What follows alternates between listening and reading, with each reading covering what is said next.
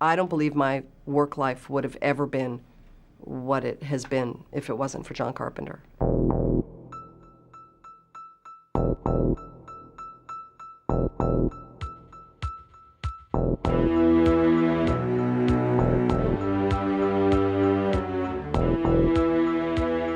He's who he is, because he is the authority.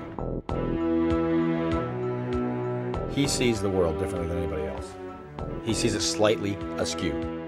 He understood that in order to become successful, you had to have a name recognition. He's in the business of, he likes to, he wants to shock you.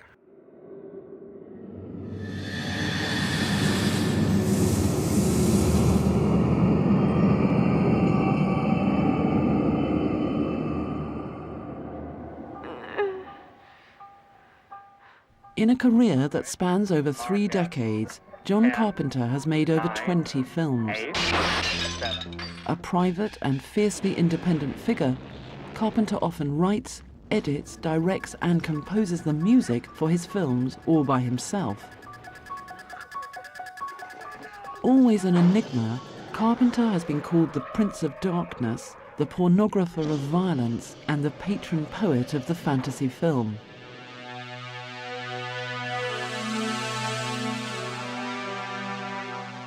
I was born in 1948 in Carthage, New York. Dad was a PhD in music, played the violin. I lived up there until my dad got a job in southern Kentucky, teaching at a university. This is Kentucky, the bluegrass state.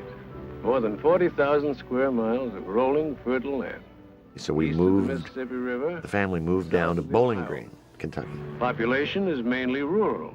Farmers, And I think probably that was the biggest influence on my filmmaking career, because my family and I, we were very out of place there.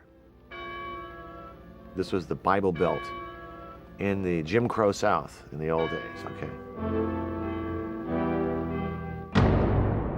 We were Yankees, and I had no idea where I was, what was going on, who these people were, what their beliefs were about. So I felt very much an outsider.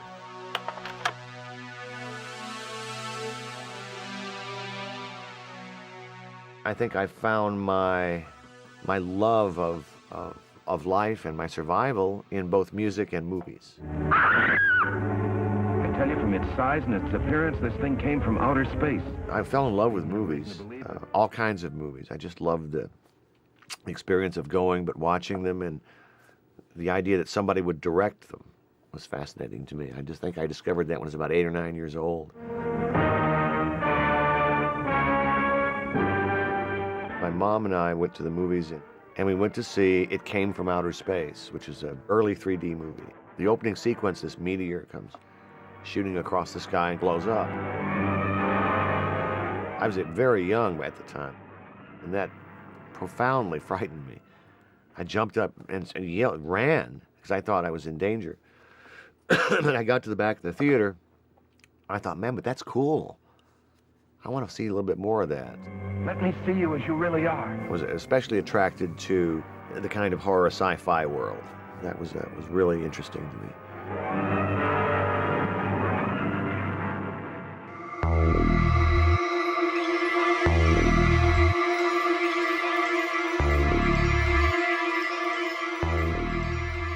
EC Comics was a big influence on me. Weird Science, yeah, things like that. Tales from the Crypt, I love that kind of stuff. John and I were probably, among the hundreds or thousands of people that were under the bedspread with a flashlight because they weren't allowed in the house.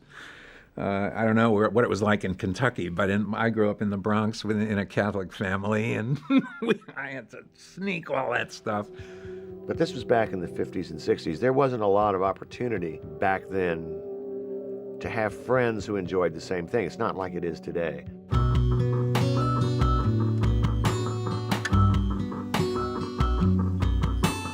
Today, popular culture rules, where back then it was, if you loved something like that, you were kind of an outsider and weird. We didn't have a television, so I wasn't a TV addict at all. Did see Elvis when he was on the Ed Sullivan Show, though, at somebody else's house. I remember that. I've been profoundly influenced by my dad and his love of music. Music's second nature to me. It's just something I've always grown up with. His father's influence wasn't confined to music alone. My dad had a home movie camera, and he gave it to me when I was 8. And there was an editing splicer, a projector, a screen. So I decided to make my own little films. And I learned a lot of very simple techniques about movie making. As Carpenter grew older, his fascination with films would also increase. As I kept saying I wanted to be in the movie business and be a director.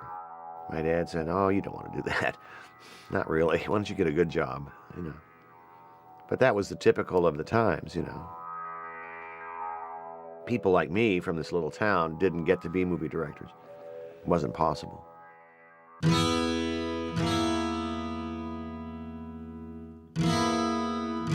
It was 1968, and I had to make a decision about what I was going to do with my life. I was making good money in the rock and roll band, meeting girls and making bucks and playing.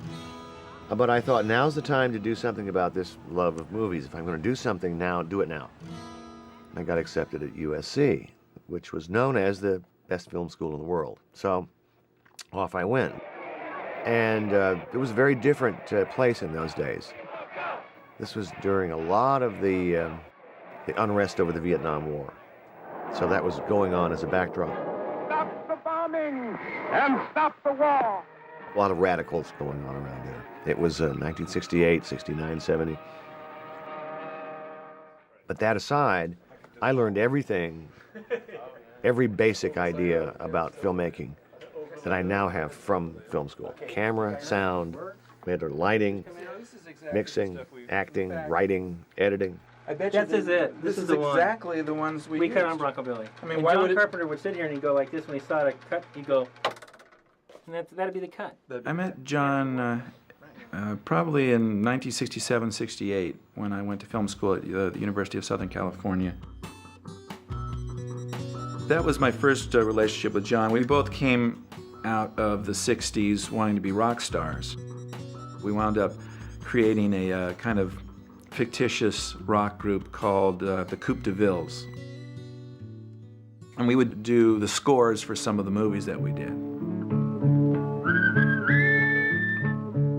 One of the earliest scores that Carpenter created was for a short student film, The Resurrection of Bronco Billy.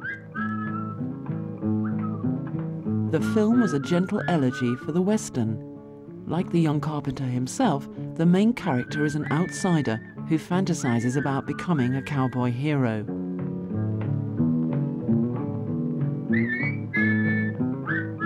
Bronco Billy won an Academy Award and became the first student film to achieve a nationwide commercial release. Sometimes at film schools, people would stand out. They're just, you can tell there's something going on there. You couldn't tell in advance and couldn't predict John Carpenter's success, but you certainly knew he had his own way of doing things. He was just plain talented. And he was also a leader in his own viewpoint of how to make a film. Carpenter, of course, was the one that really knew at a very young age how to take the tail by the horn by the tail, the something by the something, the bull by the leg. And he was the one that knew how to go into the real world and get a job. Why did he know? I have no idea. You know, that's a good question to ask John Carpenter.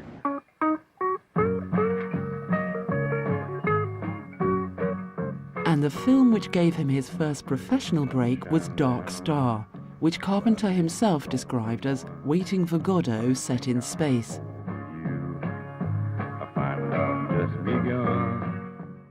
It began as a student project, which was then reworked for commercial release.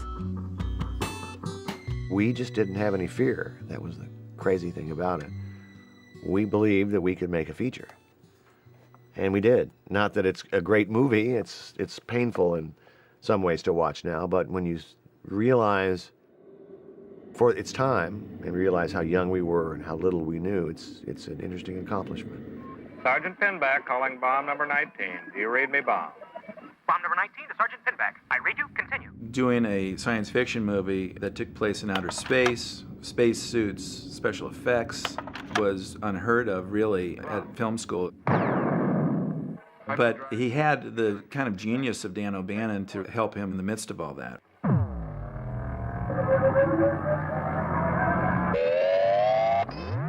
Dan was using, I think, old egg crates and painting them up and sticking them on parts of the ship to make it give it some modeling. But if you look closely, you realize that these were all kind of silly things. And he did a wonderful pastiche, of creating this world with absolutely no money. I mean, it was just with trash, but it looked pretty neat.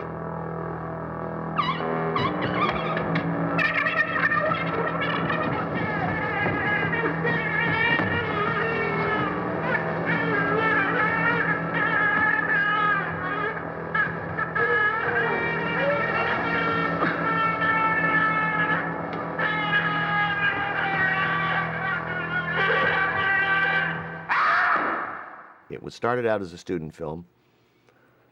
It became a feature film, was recut, reworked, rescored. And it was a real, again, another big, giant learning experience about Hollywood and the movie business. And what does it all mean? And how do you get something from an idea to a feature? Carpenter's follow-up to Dark Star was the low-budget Assault on Precinct 13, a stylish and edgy siege thriller set in a decaying suburb of Los Angeles.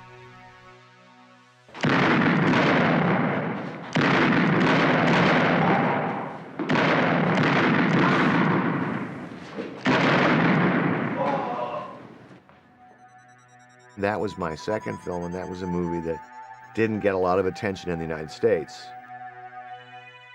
It was released to mixed business and not great reviews, but in Europe, in England, especially at the London Film Festival, it was liked. That was kind of the beginning of my career.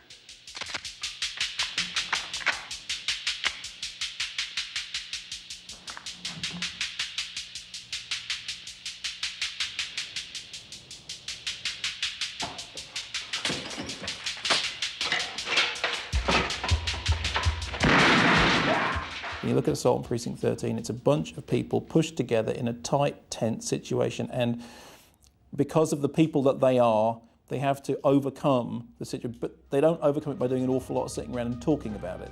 They overcome it by being the guys that they are.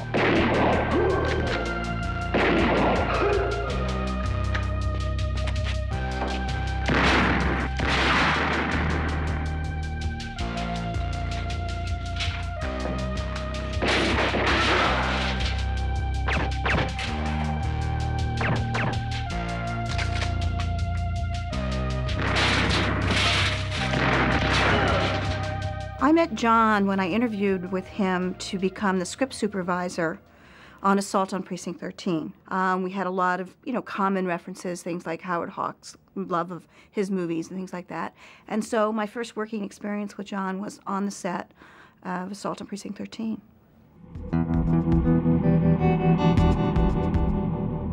Hill and Carpenter began a romantic relationship, and she also went on to produce many of his films. The first of their collaborations was Halloween. Shot on a shoestring budget, it was for a while the most successful independent horror film of all time, and it firmly established the slasher genre in the mainstream of American movies. The film focuses on a chilling psychopathic killer, Michael Myers, who wreaks havoc in an ordinary American town, much like the one in which Carpenter was raised. When I saw Halloween, I thought it was the perfect horror movie. I thought it was the quintessential horror movie because it just stood right up and said, here it is, guys. This is what it's about. Don't worry about the causes. Don't worry about anything else. Here's this guy. He is going to get you. And And at the end, order's not restored in the end of that either. He's still out there somewhere. What John said was that if you can create a real sense of these people being real, tree-lined streets, girls walking home talking about boys, school books, knee socks, real places in real time, and give the audience enough of that screen time with those real people. When you start to introduce elements that are unreal, you will believe they're happening because you believe where you are. Michael? It is true that Michael Myers is loony in the best kind of horror film sense of the word. But the reason that Halloween works is because he's not actually even human. That at the beginning, Michael is a child. By the time he comes back, he's the shape. He's not a person anymore. So what Carpenter is doing there with his co-writer is turning madness into the supernatural thing, because Michael is so crazy he actually ceases to be human and he becomes, this immortal boogeyman.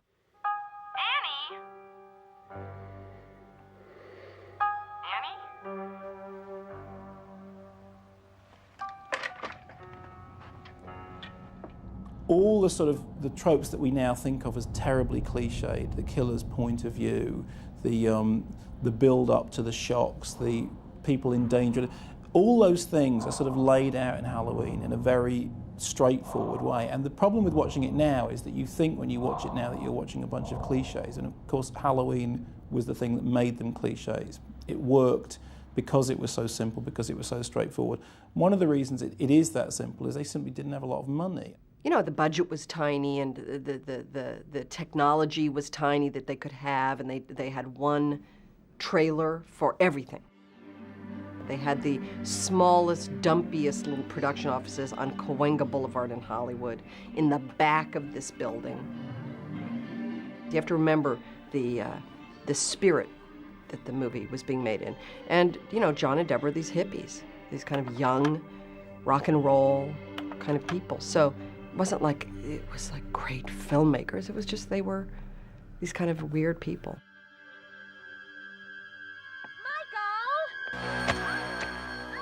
In the true spirit of low-budget filmmaking, everyone lent a hand.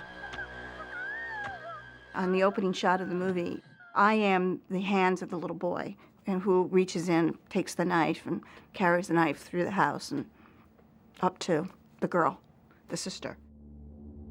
One of Carpenter's old pals from film school, Nick Castle, was also roped in to play the shape itself. He always laughed because, I was the nicest guy in the world. That was my thing. In fact, when I was in high school, I was voted senior most friendly. But John always kind of looked at that with skepticism. He said, I know there's a dark side underneath there, Castle. And I remember him always saying that. And that's probably his kind of ironic twist on the shape, that the guy that's supposed to be the nicest guy in the world is behind the mask. And I know there's something evil there. Tommy, please! Tommy, hurry up! Tommy, please!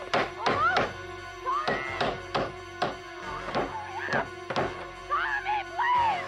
Tommy, get upstairs. What is it? Tommy, get upstairs. Get Lindsay, lock the bedroom door. Do as I say! Hurry!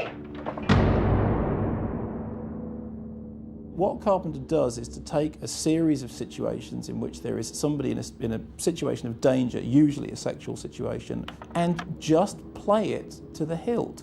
I mean, you think about the Halloween set pieces, there's really, 5 or 6 set pieces, and that's the whole film. The opening sequence with that incredible, it's not Steadicam, it's Panaglide, it's very early, has now become so imitated. The killer's point of view, and we see him stalking around the house, going up the stairs, singing. It's just an extraordinary opening. A Steadicam, or Panaglide, is basically a camera system that attaches to the operator. It's a gyroscopic system. You wear the camera. You can use it in place of a dolly shot. You can walk up and down stairs, and it's used all the time now.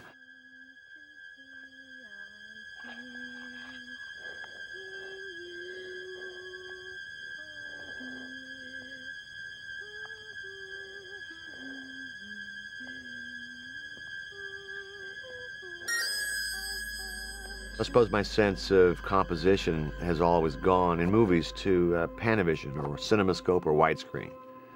Basically, it's a rectangle.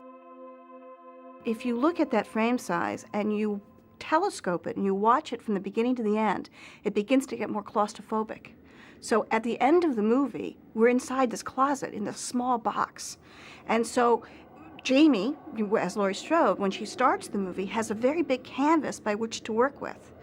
And as we go through the movie, the canvas gets smaller and smaller and smaller.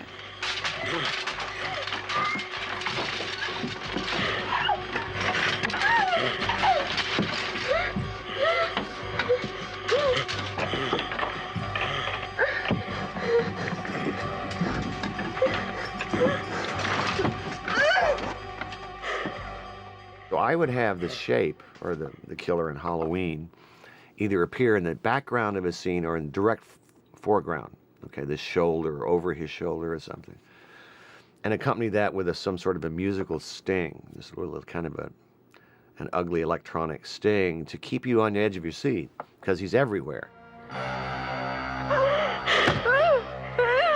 He's behind you, he's in front of you, he's all over the place in the dark. People still, to this day, are shocked when I tell them that you don't see one drop of blood in Halloween. You never see any blood. When the people are killed, there's a glimpse of the knife.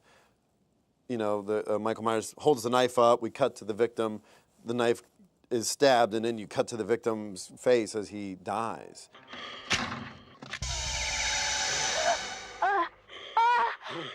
Hello? I do think that people were surprised by it. I think nowadays you know Halloween so well that you think, oh, well, nobody could be really scared by this. But when Halloween opened in cinemas, it worked because it scared audiences, not because it really impressed critics in the way that perhaps Assault on Precinct 13 did, but because it really scared audiences. And it made everyone realise that there was money to be made in their slasher hills.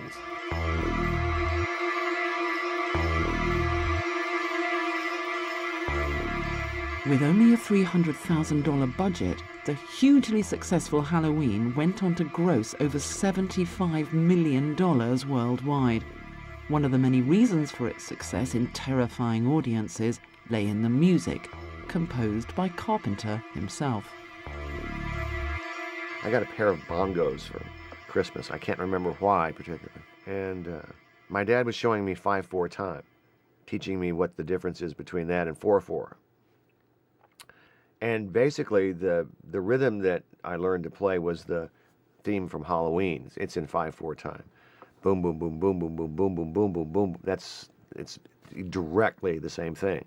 All I did was apply it to the piano. I run into little beginner piano students, and they'll run into me and go, "Oh, look what we can play." And the little kid is so happy with himself. It's like the modern chopsticks. It's so simple, but when you think about it, it works.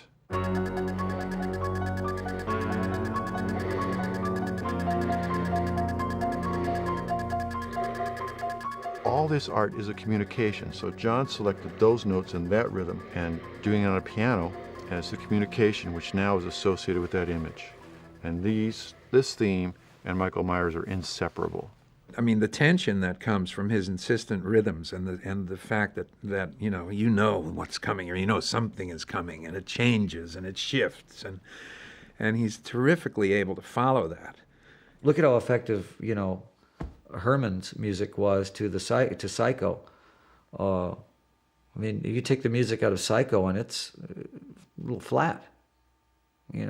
The music is very important. The Exorcist. Tubular Bells. If you were Tubular Bells and didn't see the movie, you'd say, well, it's a pretty interesting song. It's kind of neat. It kind of repeats. You put it to that movie, and it's suddenly a really frightening thing.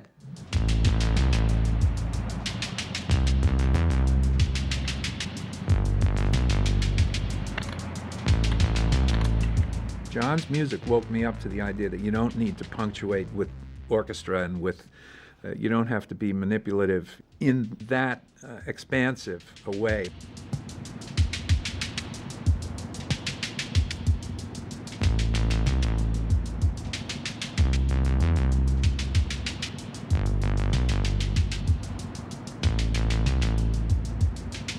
My music's like carpet. You come into an apartment. You hire me to put carpet down. I'm going to put a carpet underneath your feet.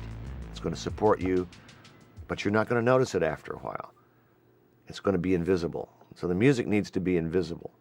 It needs to just be under there and support what it is that's going on in the scene.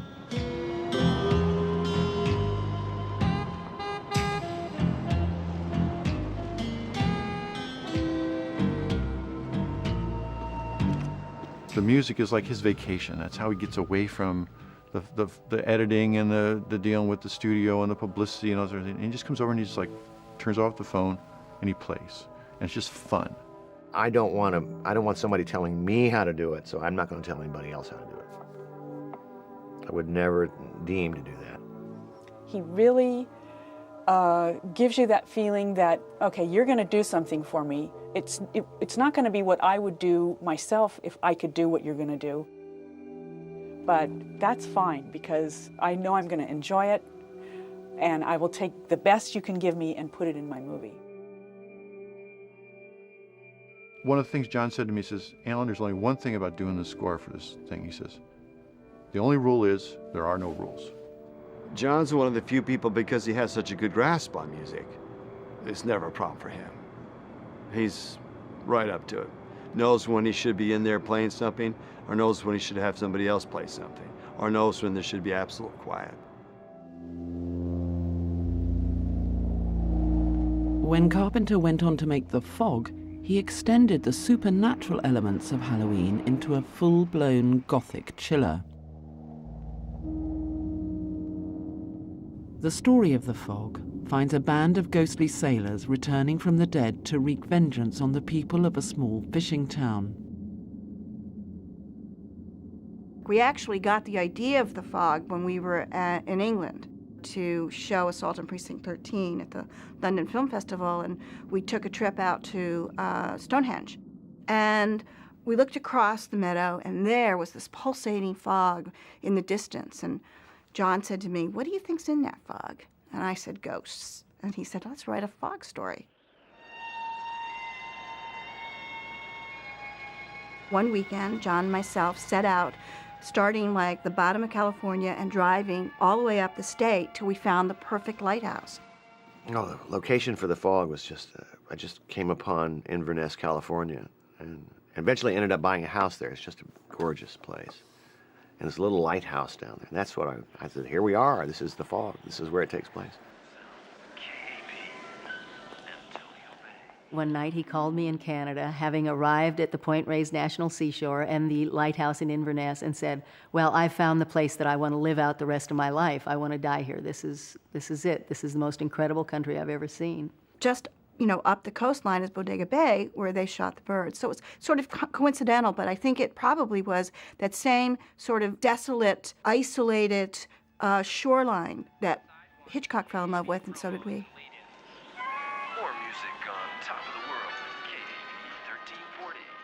The lighthouse was down 365 steps. The camera equipment, the camera operators, everything had to be carried down this just straight, heartbreaking flight of stairs. Once you got down there, you didn't want to go back up.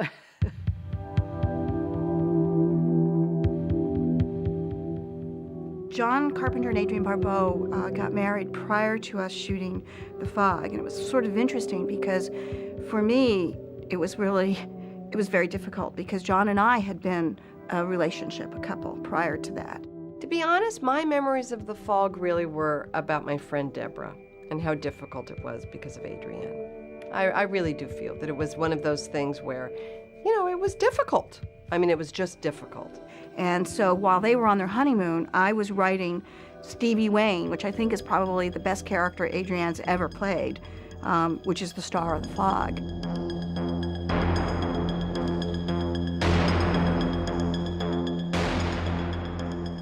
The first day we started The Fog, we'd only been married a couple months. We drove to work in separate cars, and we were very professional on the set. I don't think we had lunch together or anything. We were very professional. And at the end of the day, one or the other of us said to the other one, this isn't very much fun, and then we lightened up, I think I'll go to Vancouver now. John couldn't believe that I didn't get any jobs after Halloween. I got no jobs. The only jobs I got after Halloween was an episode of Charlie's Angels, where I played a lesbian golfer. They never knew I was a lesbian. I made her gay, inside, internally. And I did a Love Boat episode with my mother. Sandy, run! Run! Come on! Come on! Go!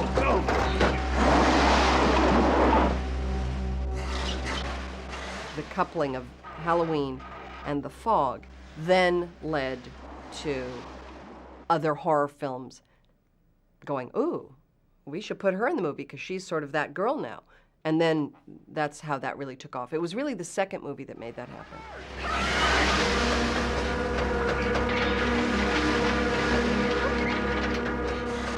I remember we were in, shooting Poor Man's Process in a studio somewhere where it was just, inside, and young grips were running lights by the side of the car. And John was literally standing by the camera going like, ooh, here I come, I'm the bad fog. And it's like, John, give me a break here. I'm trying to look scared. In a similar style to Halloween, Carpenter shuns gory effects in favor of the hidden horrors of the fog. Blake, I have your gold! The scariest thing about the fog is you never really see what the ghosts look like. But you know that they're there, and it's scary.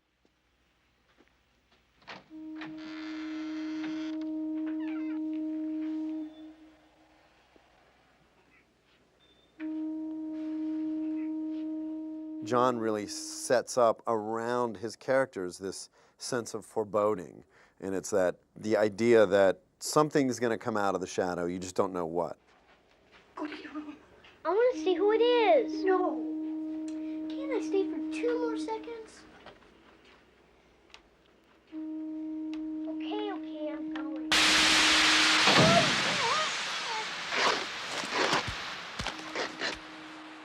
Although Carpenter was primarily making his name in horror films, many observers also began to detect similarities with the traditional Western.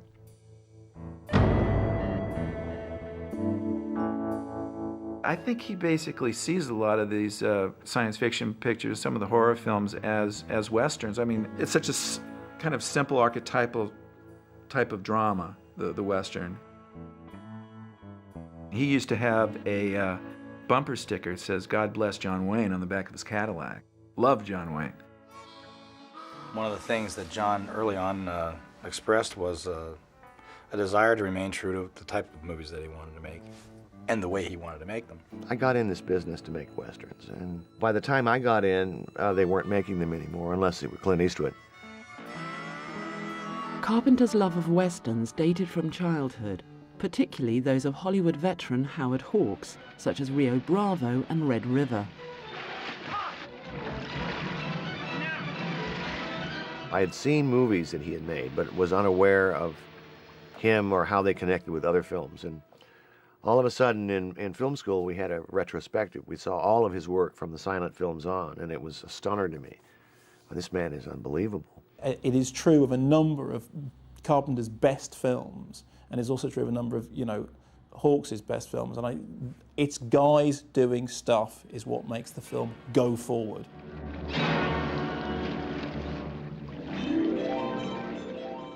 What I loved about him was he appeared to be without technique. It appeared to be seamless and simple, but that in itself is a style that's very, very difficult to do. So I studied his angles and his way of staging and what his concerns were. His action comes fast, comes out of nowhere, it's fast, and it's over with.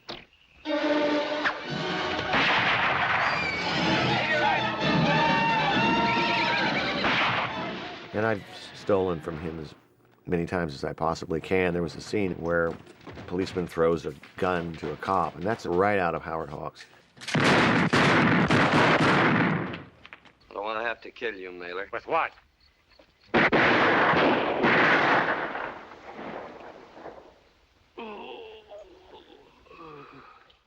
The Western thing is it's people at the very edge of civilization, and that is true of an awful lot of horror films, is that they're people in extremis.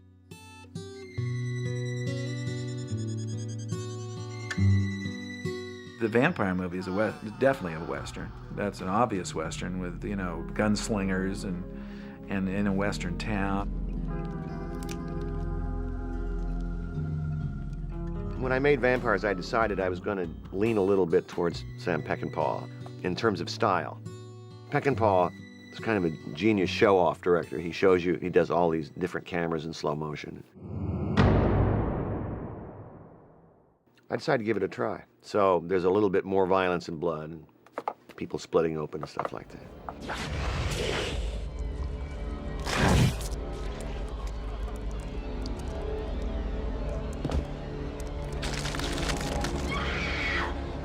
When nearly all the members of his vampire hunting team are massacred, the hero, played by James Woods, sets off in pursuit of revenge. Working with James Woods was interesting on Vampires. He was a non-traditional choice for an action hero. And he always wanted to play an action hero. He said, look, for years in my career, I've always gone through the door, the second or third person through. I usually have a suit on.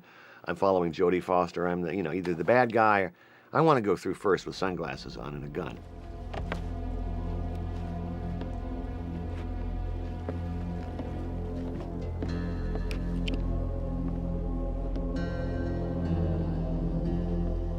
It was here.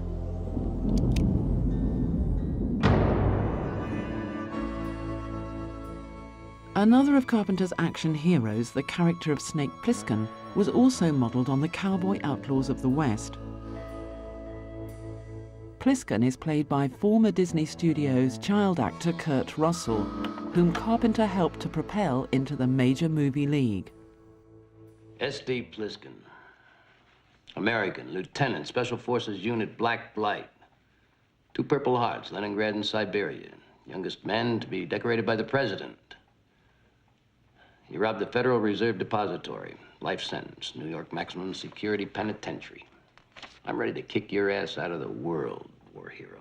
When he cast Lee Van Cleef, I just immediately thought this would be great to recall some of the movies that Van Cleef had done with Clint Eastwood. And I immediately said, you know, I hear Clint Eastwood as Snake Plissken in this kind of a movie with Lee Van Cleef.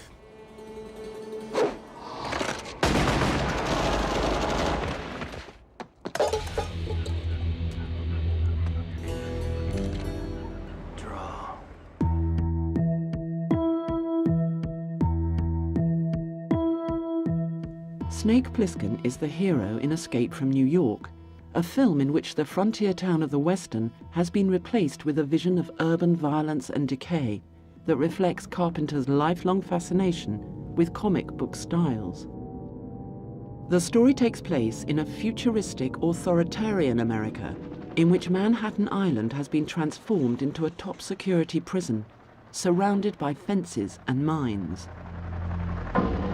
Snake is a comic book character. You know, he's the grizzle and everything, right down to the way he moves his face and his, you know, the eye. But he's a comic book character, and he's living in a comic book world. It's this, you know, everything is slightly degraded. The place is full of street trash. It's, you know, larger than life punks, that sort of thing. And the reason that Escape from New York works as well as it does is it's made completely in keeping with that aesthetic. Well, Snake Plissken doesn't care. He doesn't care about hurting you or saving you. He just wants to move on. He doesn't have any concern except for himself. He has no higher cause. He has no sense of righteousness or a need to set right a wrong. You want to see him sprayed all over that map, baby? Where's the president? Swear to God, Snake, I don't know. Don't fuck with me. Why do you want to know? I want him. I think that there's something about Snake Plissken that all boys and men sort of They sort of like to be like that. They'd like to live a day like Snake anyway. I know I would. I know that a large part of John's personality and my personality exists in Snake Plissken. It's a large part of who John and I are. There's no question about it. We are singular men. We are independent-minded. We are we border on anarchistic. I think that's one of the reasons why John has kind of been outside the Hollywood box in many ways in terms of independently making his movies and having his own vision. So Snake Plissken is a part of both Kurt and John. Playing alongside Russell was Adrienne Barbeau, Carpenter's then wife, who was chosen to play the feisty heroine Maggie. Certain of the women characters, certain ones, I am influenced by Howard Hawks. He was very different in his approach to women. They weren't mothers and housewives. They were much tougher. They're different. They're different, and funnier and sexier and more cynical. I really like that. Your Plissken? He wants to see Brain. The woman who was strong and capable, and that was the kind of role he wrote, and I think he saw me as someone who could play that. You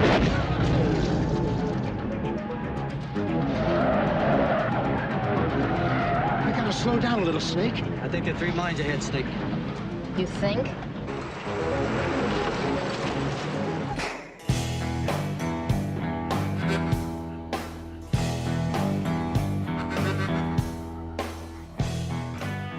A bigger budget sequel to Escape from New York, Escape from LA, was made over a decade later. Its immediate inspiration was the California earthquake in 1994. As with The Big Apple, Plisken's adventures in the Big Orange find him once again mixing it up with a wild assortment of friends, fiends, and foes.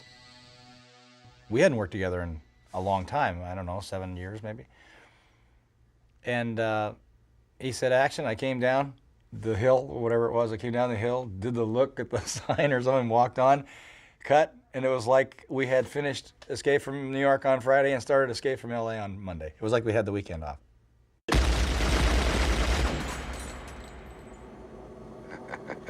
Thought you might try that, hotshot. That's why the first clip is loaded with blanks. Bye-bye, Snake. Good luck. John called me and he said, I'm going to do a sequel to Escape from New York. I'm going to do Escape from L.A., and how would you like to be Lee Van Cleef? That was the way he said it, and I said, sounds great to me. It was a great part. Kurt and John and Deborah Hill had written this screenplay. I read it. I came in, supposedly to do a reading for it. We didn't talk at all about the part. We didn't talk about the film. We wanted all the gossip on Dennis Hopper, an easy writer. It was hysterical.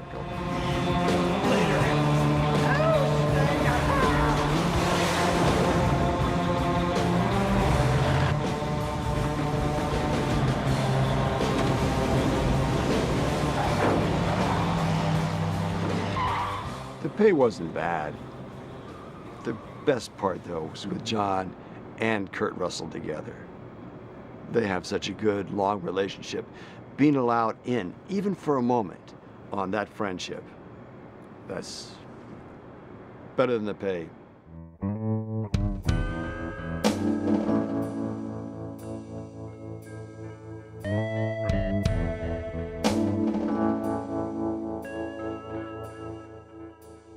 John's an extremely loyal person who gathers around him time after time a team that he trusts, that he enjoys working with, that he knows will deliver.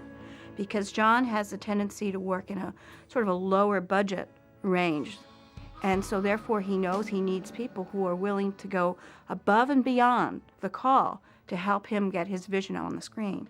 And in order to do that, in that kind of intensely emotionally and physically stressful situation, it's always nice to have people around you while you're working that you can trust. John's way of making it is you create this family, you know, and you know what to expect of everybody.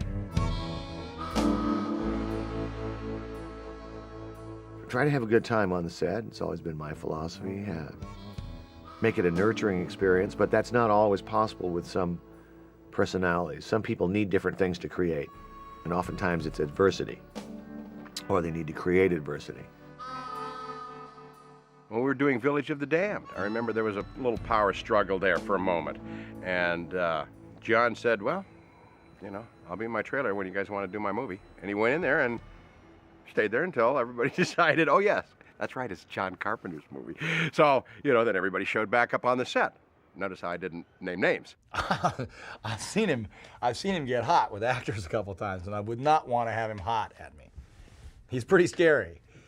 He may not know it, but he's a tough, skinny little white guy. You know what I mean? He's scary. He's really smart. It's like one of those smart guys that, when they come at you, you're heavily outgunned, and you know it. I saw a picture of him in the newspaper today in Los Angeles. It scared me.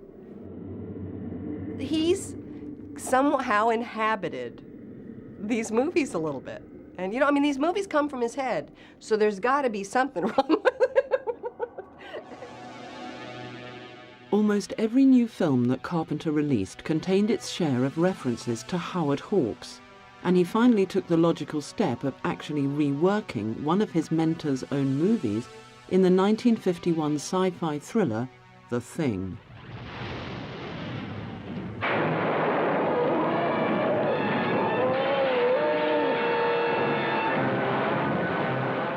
The film's plot concerns a polar expedition that discovers the frozen remains of an alien spaceship.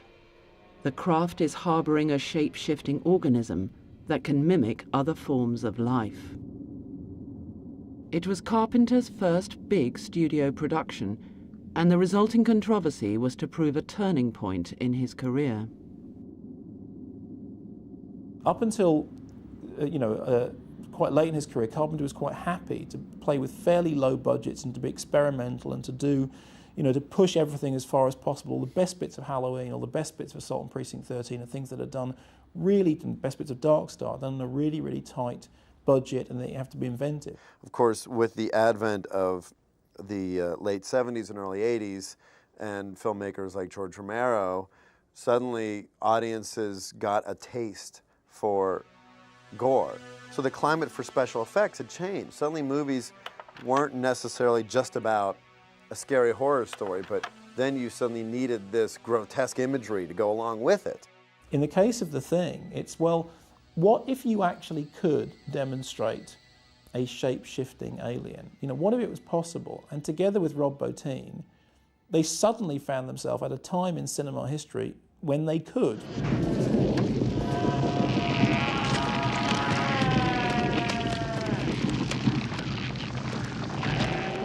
I think it's one of the very few special effects movies in which you genuinely go, oh!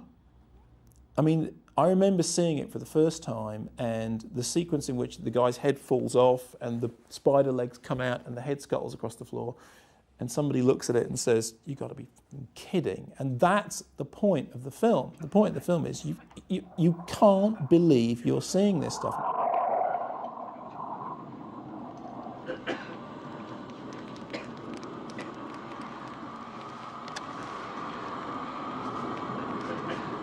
You gotta be fucking kidding.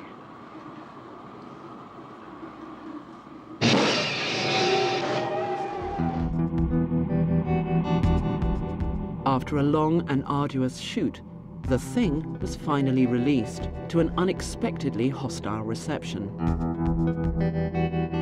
It really got lambasted by the critics. I mean, there were people that were so shocked that this movie was made and pointed to John directly as it's his fault. How could this guy make this movie when E.T. is out and E.T. has everyone feeling good about themselves and happy, and then suddenly this movie comes out with this shape-shifting creature that's dark.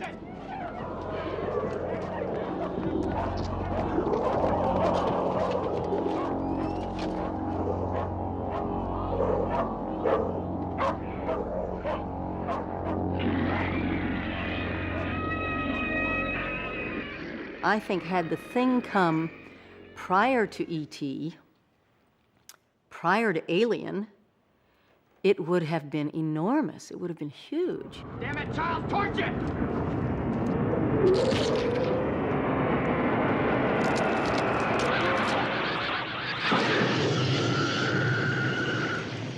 I just think that John wanted to make a very intense character study, and then he had this maverick effects artist who brought all these creations to set, and John really gave them the freedom to execute the effects. The effects ended up, of course, in the movie, and it changed the way people looked at films for a long time. Clear! Clear.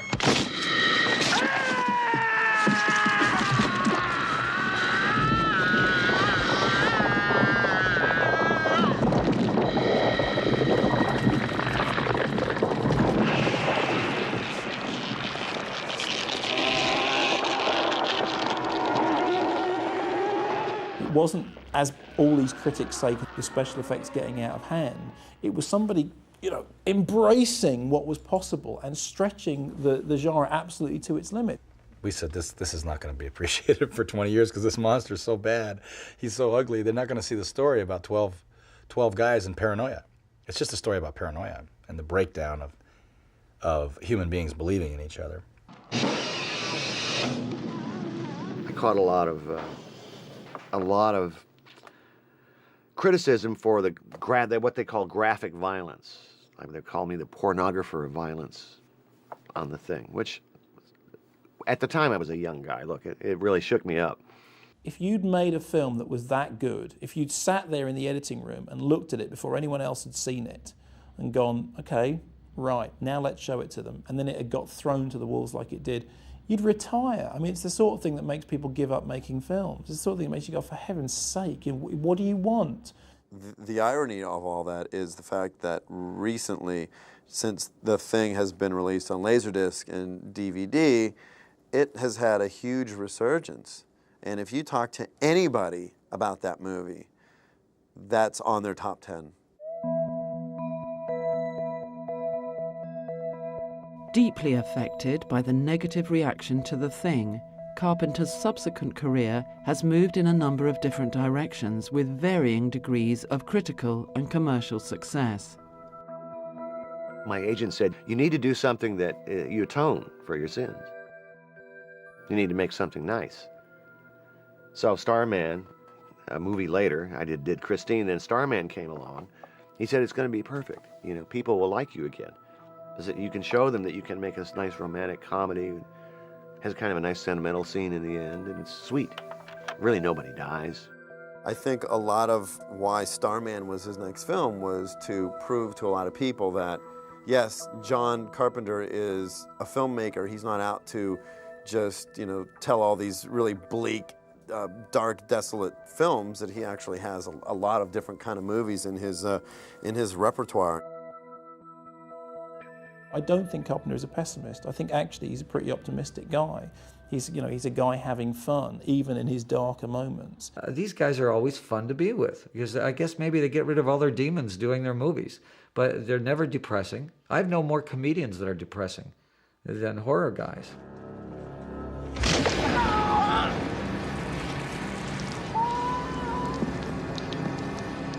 We had this big vat of churning green slime, whatever it was, that we were supposed to believe was and I remember Donald Pleasance, God rest his soul, one of the greatest actors of all time and the most fun to be around. Here was a scene, it was on all of us as we're looking in this thing, and he's telling us biblically what happened to the deep, dark soul of God as it's churning through the cosmos and whatever he's saying, Don't you feel it? And while he's doing it, and we're all, like a dream. Listening, and really, and he's going, the deep, dark, and he's making these faces, and I'm telling you, it was the hardest thing just not to howl at this guy. He was adorable. The minute you bring out a severed arm or blood or vampire teeth, people start having a great time because it's so silly. In person, all the stuff that you see on the screen is a real joke. It's hilarious. George Romero told me that all these film critics would attack his movies, but when they would come to visit him on the set, they all wanted to be the zombies. They wanted to put on the makeup and walk around and eat flesh.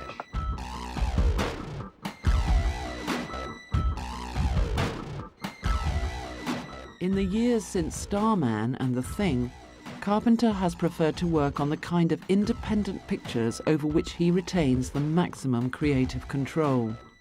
Many of those films have returned to his continuing preoccupation with aliens, religion, and urban decay.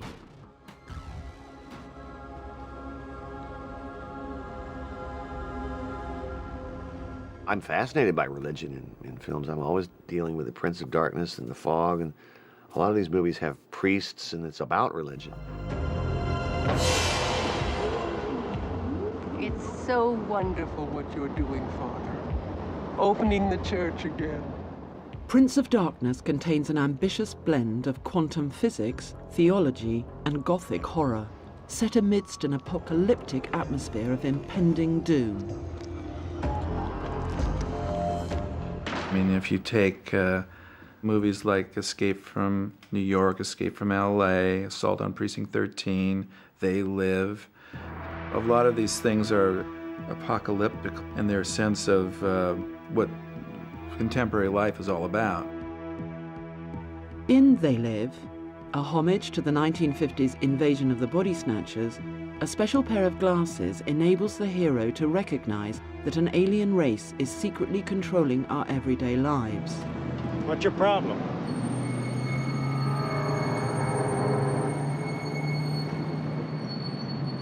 I said, what's your problem?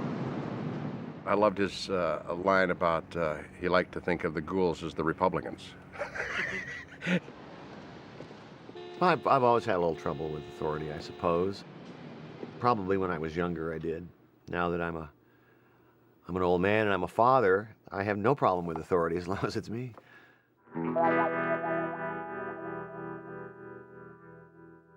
As Carpenter continues to follow his independent line, films such as In the Mouth of Madness, Village of the Damned, and The Ghosts of Mars continually reaffirm the unmistakable Carpenter trademarks of outstanding technical skill and rigorous directorial control.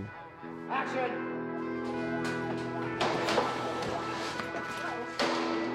If I was going to produce a movie and I only had $10 million, but I wanted it to look like 25, and I wanted it to be special in the way it looked like a 25, I probably have to call on him because he's so practiced at it. That's where his gift is. That's where his real gift is. It's so overwhelming. It's like the Alamo. If I could, please. Thank you. I know this, that John is a dreamer, and I hope that he is able to make that big dream of his come true. I think he's still working in that direction. I feel that all of the aspects of his abilities to express himself with music, with scariness, with humor, are all sort of coming together now. And I think as a mature artist, he's going to give us his best work down the line. I don't believe my work life would have ever been what it has been if it wasn't for John Carpenter. You know, he's weird looking. There's no question. I wouldn't bring him over to my house. He'd scare the shit out of my kids. But I have gratitude to him for what he did for me. I think John is a self-made man, self-made director who's been able to have an enormously successful career and not compromise in any way his vision. And I don't believe he ever will. Action! There are very few directors whose names mean anything to the public, and John Carpenter's means something. I suspect that part of the reason it means such a lot to him is just sheer bloody-mindedness. It's just, you know, I am a director, these are my films, here is my name above them. Thank you very much. I've been lucky enough to have my name associated with my movies. One day I will be gone from this earth, and I want at least somebody in the future to look at my movies and realize they're mine. They may be screwed up and you may not like them, but they're my movies.